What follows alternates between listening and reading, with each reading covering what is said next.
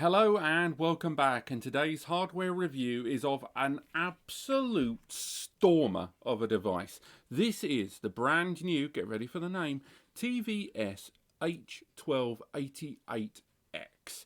This is the brand new powerhouse desktop unit from QNAP, following up on the still incredibly popular TVS-1282T3.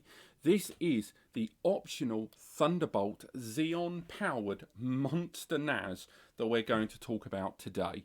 I've already got it populated, I'm already going to be using it for a bunch of tests, and it is an absolute beast.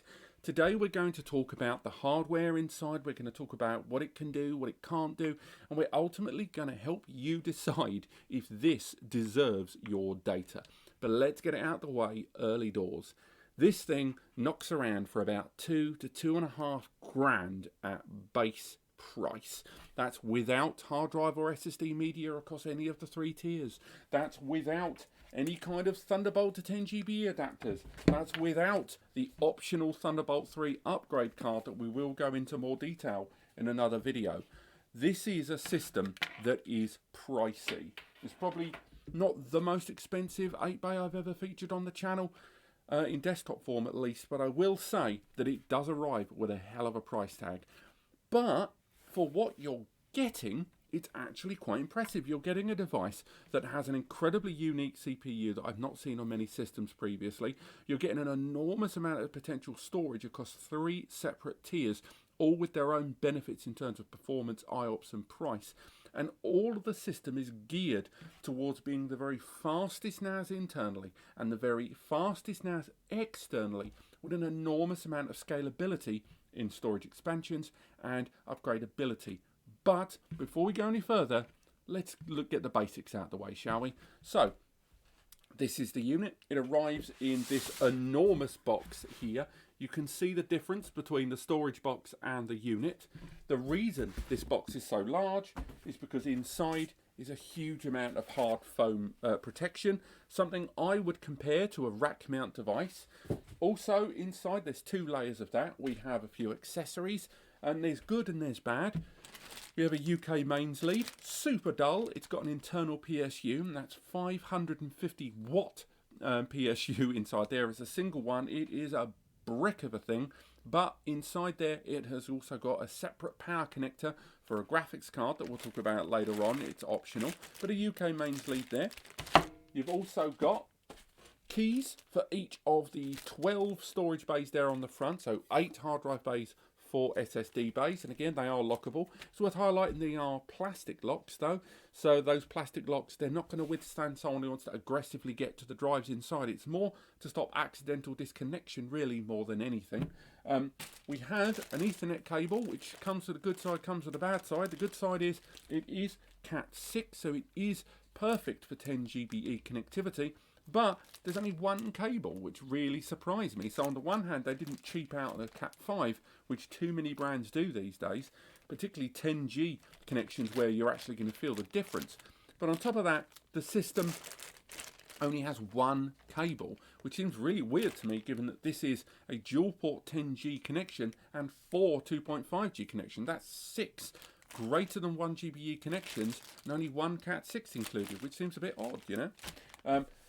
You've also got screws for 2.5 inch and 3.5 inch media, though I will highlight that each of these media bays is click and load in design. So you don't need screws for installing hard drives or SSD in any of the bays. Even the SSD bays inside are screwless, I believe. I'll double check that though.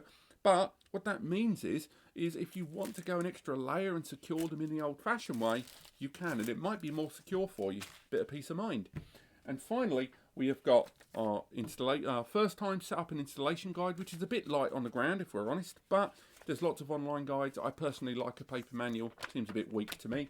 And we have information on the 3 years manufacturer's warranty, which I think is pretty good for this device, given that the predecessor only had 2 years, and that 3-year manufacturer's warranty included with the lifetime warranty of the software also includes an expansion to 5 years of warranty, an extra 2 years that you can add to your warranty if you're a business user who puts a lot of stock in stuff like that. And I personally am someone who cares quite a lot about warranty. And those are pretty much all our accessories. Get rid of those. get rid of the bag, move the unit over there, because now we want to look at this, don't we?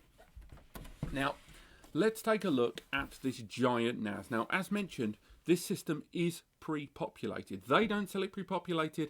I've already populated it because we're going to be doing all of the tests. We're going to be doing Thunderbolt tests. We're going to be doing 10G tests. We're going to be doing Plex tests for you guys. We're going to be doing VM tests. And we're going to be bench testing the performance of ZFS inside this device. That's right, the H in the title.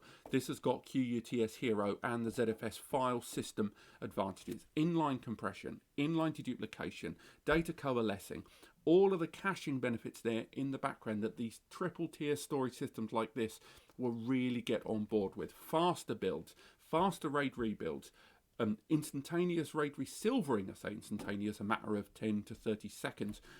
It is a beast in terms of what the software can do on a file system level. And then you add on QNAP's own range of applications in QUTS Hero, so the gamut, everything from surveillance with QVR Elite to virtual machine utilities in Virtualization Station and their Hyper Protector application too. And then with their virtual machine software inside, you've also got Container Station, you've also got Ubuntu with that great 3-click, 3 to 5 minute deployment of a Ubuntu VM all the way up to current version LTS 20.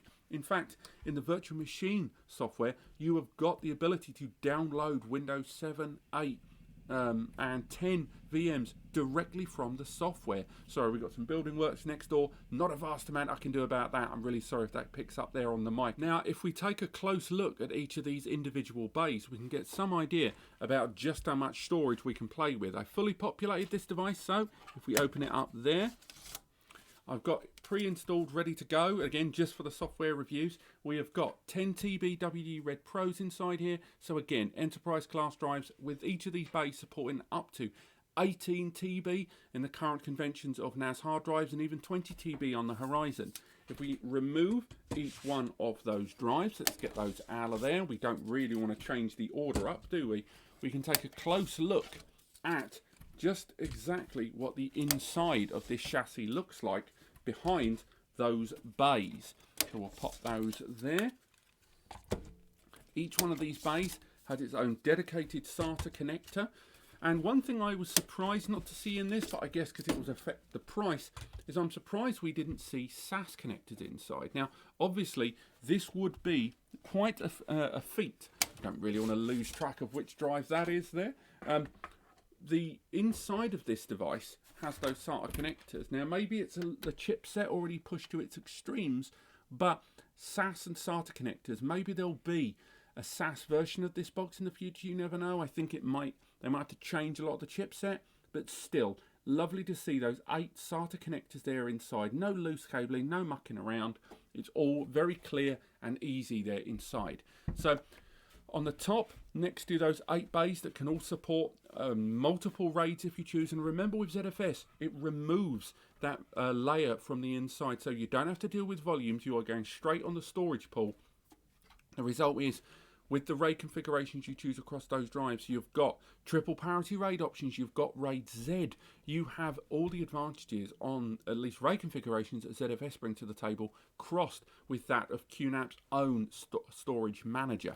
Now on the top we have got those SATA SSDs, and again, click and load in design. Again, no screwdriver required, but you can install screws if you choose. So if we put those SSDs there, we can have a good look inside those 4 bays. And again, these are SATA SSDs. It's not like the 973AX that had 2 SATA and 2 U2 NVMe. These are just SATA. And again, we'll get those out of there so we can take a good old look. And then inside, nice and clear all the way through. Now you may have noticed right there, this system also has an LCD panel. This is one of a few things about this device that I was super pleased to see when it was first revealed, because QNAP have, over a number of years, introduced a number of very brand unique architecture components into their design. And LCD panels is something that I've always loved. I like the idea that at the click of a button, I can find out a lot of information about the IPs that are connected, the internal temperatures, or if there is a problem, that I can read what it is here on the screen. Or that's not the only way. This system will alert you if there are problems with your storage to help you preempt and avoid any potential data loss. We'll get onto those later on. On the side here, you can probably see this big vent. Now, when the system is in operation, there is a giant LED light here, and there is ventilation all the way through. The reason being is this system has an enormous cooling vent here on the side. Most NAS systems, when you unbox them and you get down to the chassis level and you start looking around on the inside, the main controller is almost always found on the side of the device. And it's where all the ports will generally live. It's where all the main transistors and heat sinks and components are going to be. But this system, because it has an immense CPU that we'll talk about more later on, that Xeon, and it's got 4 memory slots, again, talk about later on, and it has NVMe SSD caching bays inside that can also be used for raw storage, I might add. That is a huge amount of components here. So what they've done, in line with the giant heatsink on this 6-core CPU, is have this giant area right here that's almost a fifth, maybe even a quarter of the width of this device, with its own dedicated 2-fan cooling system inside that we're going to look at later in the video. And the air is drawn through there. On the rear of the device, there is a giant cooling fan as well, and those fans that are inside are an air in, air out system that you're going to look at with its own kind of framework that can be lifted off to access the NVMe and the memory bays. It's a very chassis unique system. This chassis is only ever featured in a couple of other NAS devices, and we haven't seen it for a few years, and it's great to see it back here. Now, another thing to look at is here. Yes, it's a USB copy button, and yes, it's something I really get my knickers in a twist about, because I really like USB copy buttons, and it annoys me when brands don't include USB copy buttons, because I think they are useful. I think it's nice to have a 2-way USB copy mechanic and backup and sync, particularly people that use the NAS in a single office environment and they use, you know, big cameras and external drives on the go that they need to back up. I like to have a physical button that lets me know the backup's taking place. Yes, you can connect to USB port and it'll be automatic, but that's not as good. And I like being able to click the button and know. But what makes this one particularly good is the fact that it's USB 3.1 Gen 2. That's right, it's a 10 gigabits per second USB one-touch copy on the front, which in line with the way things are changing with external drives, with most of us now largely demanding, particularly with external SSDs, USB 3.1 Gen 2 as the connection on the rear. It's great to see that as a USB copy button there. That in line with the LCD panel there on the front and the multi-tiered storage bays on the front, I'm already quite impressed with this. But maybe we should go down to something a tad more negative. Let's keep our feet on the ground, shall we? First, it is a metal chassis through and through. This is not the quietest desktop NAS out there, and if you're going to work in close proximity with it and you're going to use enterprise class drives like I'm gonna, it's going to make a racket, it's going to make a noise, and you are going to hear it on the go. Obviously, if you go for slightly quieter drives shy of 6 TB, or you're going to utilize a pure SSD setup, that noise will be reduced. But remember, this has 3 fans on the rear and it has 2 fans on the side. The result is that this whole system is going to make a hell of a racket while it is in operation. And it's done with the best interest in mind. It's done to keep things lovely and cool, because, you know, the components inside this are going to be working and you want those components to be nice and cool. But this is by no means the quietest NAS out there, and I'm sure on the screen it has detailed at some point or another lots of information regarding noise levels and power consumption. Now, power consumption on this device, obviously I've mentioned it's a 550 watt PSU on the rear that we're going to see in a moment, but bear in mind, of course, you're not going to utilize that at the start. It is there provisionally to support the things that you add inside. And of course, the more things you add, the more enhanced PCIe cards, be they Thunderbolt or not, if you use graphics cards inside, if you use denser hard drive media, if you utilize high-class SSDs running at full speed that can get quite hot, all of that means those fans are going to ramp up. And although the RPM can be adjusted manually, I will stress that that RPM and the rotations of the actual settings towards that should be left automatic. You shouldn't adjust them or play with them. Now, the other thing I'm a little less keen on is the fact the system has no ventilation there and no ventilation there. Normally, QNAP systems seem to have ventilation on the sides, either slit panels or the Q logo, the QNAP Q ventilated. The base has a crap load of ventilation, and the front, even with the drives inside, has plenty of ventilation. And maybe it's because this is a system that's drawn to make sure it can control the airflow and therefore control the internal temperatures. I can't say that with conviction because I don't know if it's true. But that's the only way I can kind of justify the lack of side ventilation, something I see all NAS brands seemingly feature. And they've got to include that for a reason, right? So those are really my only two qualms so far. Before we go any further though, and let's turn it around first, let's talk about the internal structure of this device. Now, the CPU, as mentioned, is a Xeon inside. It's the W1250. That is a 6-core graphically embedded Xeon. That is not a common CPU. It's one that we've very rarely seen in the market, particularly in the field of NAS.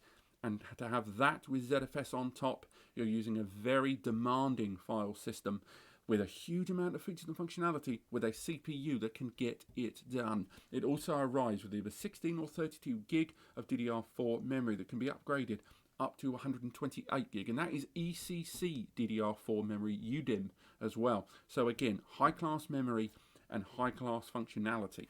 Now the CPU, as mentioned, that 6-core, it is a 3.3 gigahertz per core processor that can be burst up to a stonking 4.7 gigahertz on each of those 6 cores. And the embedded graphics UHD P630 is comparable to that of an Intel Core. So again, we are talking i5, i7. We've done the comparisons. They're in the article if you read the description below.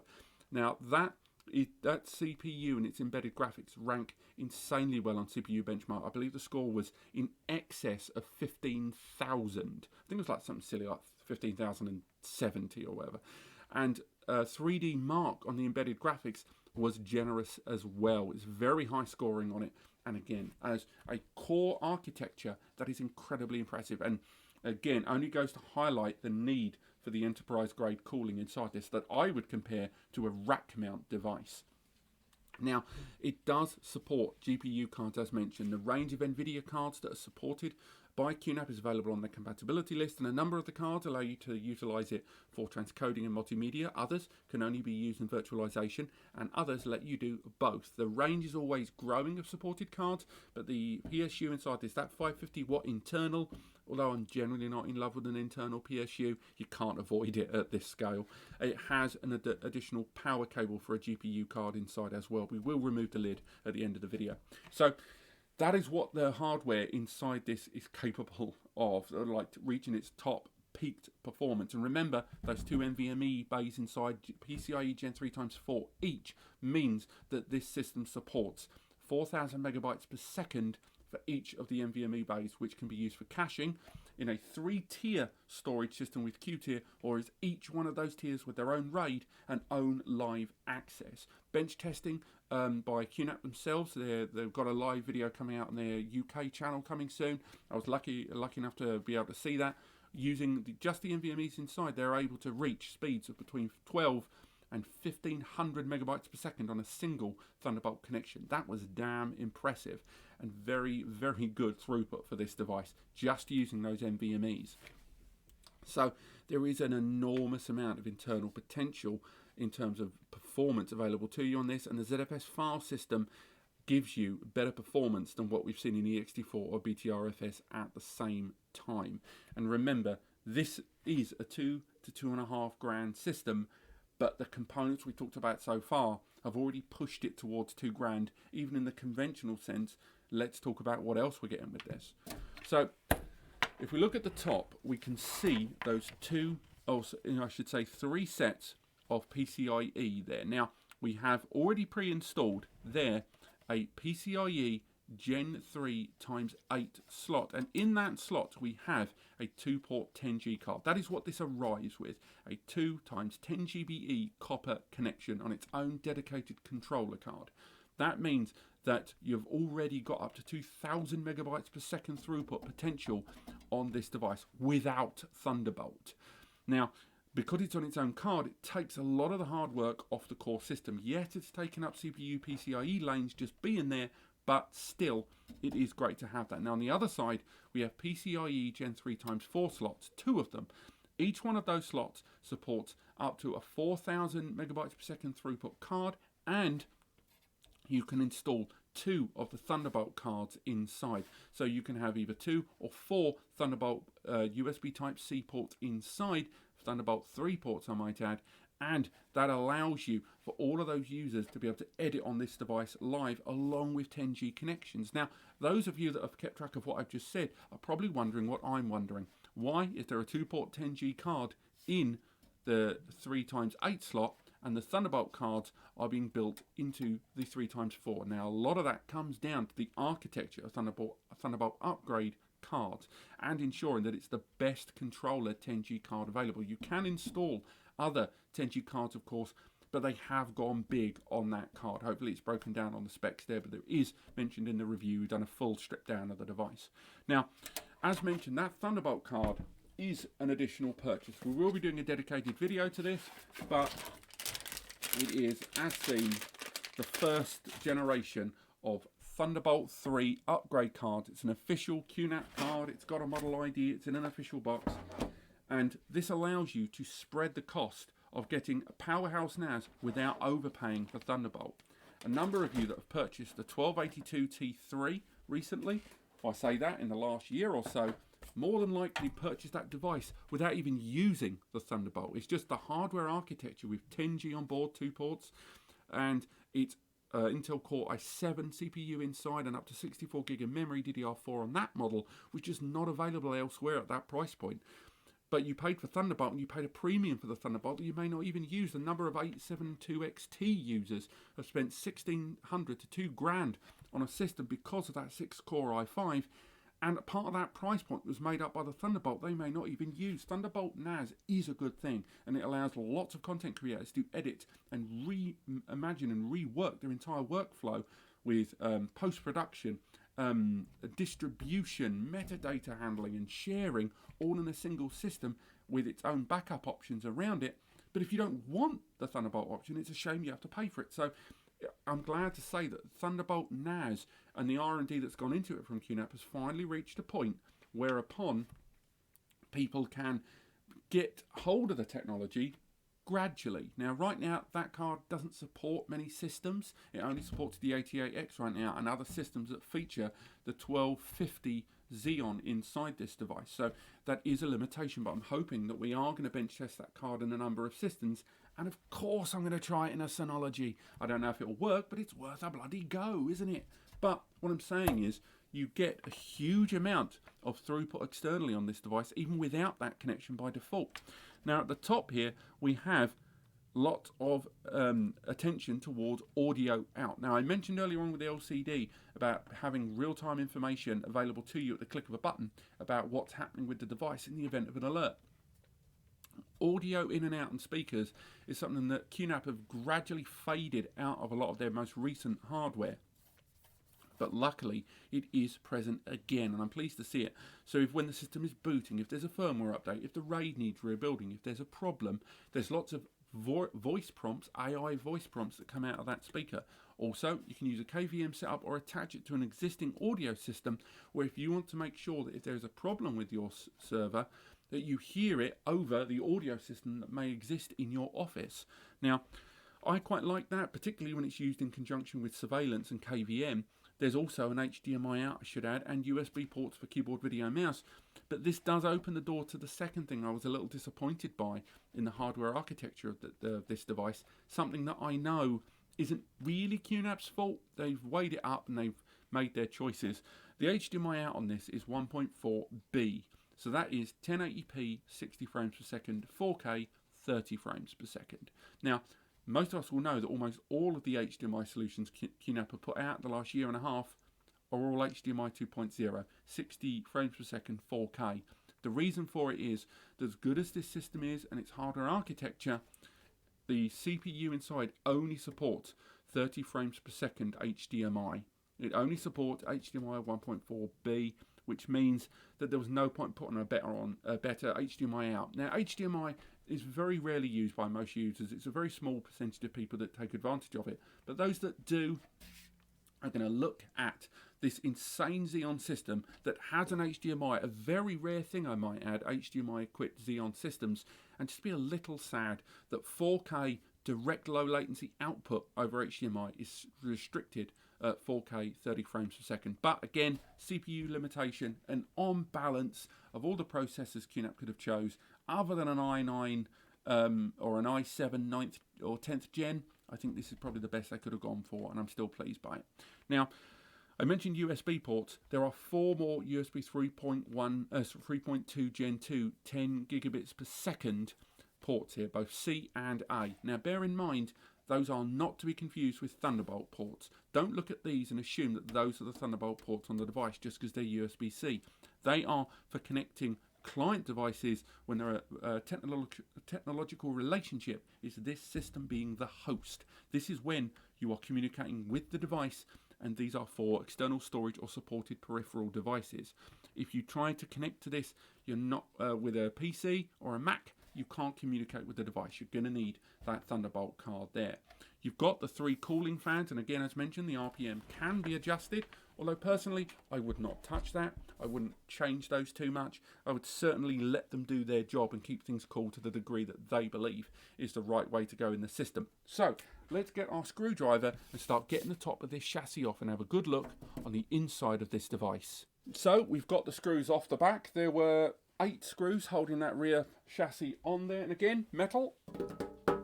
And now we get to see just how clear this device is, because the first thing that struck me when I was taking the chassis off is I expected there to be more inside than this. If we look at the dull side first, so inside there you can see just how much space is inside there for airflow. Now, of course, bear in mind I have removed all of the storage media, but look at that area of cavity there over that 550 watt PSU. If we look at the rear of the device and angle it up, you're able to see down there that there's no loose cabling, there's nothing knocking stuff around, and the main controller board at the base is clearly connected to that PSU. Now, on the sides there, we can see more ventilation based around the hard drive bay area there. And if we look at the top, we can see that 10G card. We have a look there, I hold it in a way that isn't going to trash the device. We can see the 10G card at the bottom right of the screen there with its dedicated controller, and it has a fan on the base of that card. So underneath it has its own cooling fan, another cooling measure inside. It's a heatsink and a cooling fan. But the real interesting part, let's be honest, is this. This is the twin cooling system that's built in, and this is our giant heatsink for that Xeon there. And again, with air being drawn through the system, keeping things lovely and cool. Underneath there, we've got our memory bays, and we have got the NVMe storage. So let's remove the top of that. Where to put the screwdriver? At the top there. Remove that out. And again, this is my first time disassembling this device, so fingers crossed that this is going to come out first time. Pop that there. And then we can remove that giant cool mounted heatsink there. Twin fan there, and it's pretty impressive, it has to be said.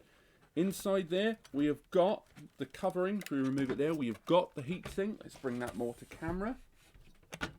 So we have the large CPU there. On the side, we have got those NVMEs, as you can see here. That's the twin NVMEs, and again, they are screwed in, so they did need a screw to go inside. And we've got those memory bays right there. That's DDR4 ECC memory. Now, it is very well laid out, and I imagine this cooling system makes all kinds of noise. You can even make out the 2 PCIe Gen 3x4 slots here for that Thunderbolt connectivity on the device, or other supported cards. The cooling system not only is a giant heatsink there over the processor, but there's also copper piping inside as well, which there'll be more photos of this in the hardware review in the description. There's a little DOM there that takes command of the software, the ZFS there, which does have regular updates over time. And ultimately, we're seeing a very well presented and well spaced out storage system, but with the added benefit that It has better cooling than most QNAP NAS I've ever seen in desktop form. And I think that's one of the main ways in which we can distinguish this absolute beast of a NAS with others. In terms of software, you've got this as a complete package. In terms of hardware, this is absolutely unparalleled. And as a hardware review, which is what this is, I can't fault this. What small problems I have are so small as if to be completely immaterial. If I had to fault it, I do think that the noise may be a problem for some. I applaud QNAP's kind of decision for optional Thunderbolt as an addition, as an optional thing that a lot of people are going to invest in, and I am looking forward to seeing the performance results when we run this in both a Mac and a Windows environment. As mentioned, the Big Sur update came out for Apple recently with improved Thunderbolt controller updates to it, so we're hoping that will also make its mark when we're showing this bad boy off. But this has been my hardware review of the QNAP TVS, that V very important, TVS-h1288X, the 8/12/16 bay storage system. Do check out my software overviews and performance tests coming very, very soon. And as mentioned, do check out QNAP UK's overview of this coming soon. I wouldn't normally plug another channel so heavy, but they did get some great performance benchmarks on this, and they were using an environment way better than my own, so I do check those out for the better idea about what this can do. But thank you so much for watching. Go into the description to read the review, the full review. It's a long one. It's about 8,000 words, so strap in for this device, as well as my performance testing very, very soon. Click like if you've enjoyed the video, click subscribe to learn more, and I'll see you next time.